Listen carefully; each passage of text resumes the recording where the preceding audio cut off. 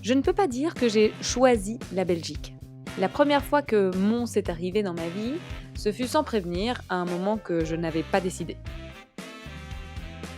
Italiens d'origine, mes grands-parents étaient partis au Venezuela après la Deuxième Guerre mondiale. Et 2 générations plus tard, c'est ma maman qui va choisir elle aussi d'explorer d'autres horizons.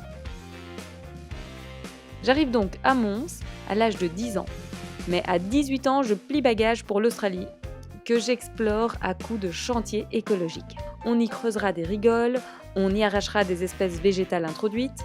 C'est là que je découvrirai que citoyenne du monde est ma vraie identité.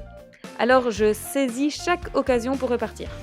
Je m'envole, je tourbillonne et chaque nouvelle aventure me fait rêver.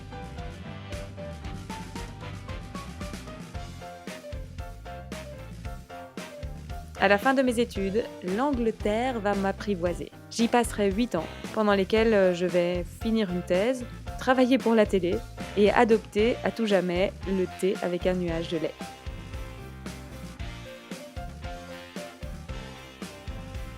Mais parce que la vie est faite d'heureux hasards, c'est une histoire d'amour qui me fera revenir au pays. Cette fois, c'est la bonne, 21 ans plus tard, j'y migre de nouveau à Mons.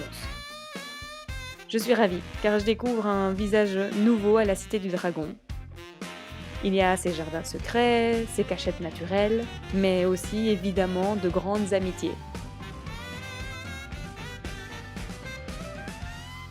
Il faut dire que j'adore cette ville, qui ne se prend pas trop au sérieux et qui pourtant est habitée de gens pleins de ferveur, de créativité et d'idées.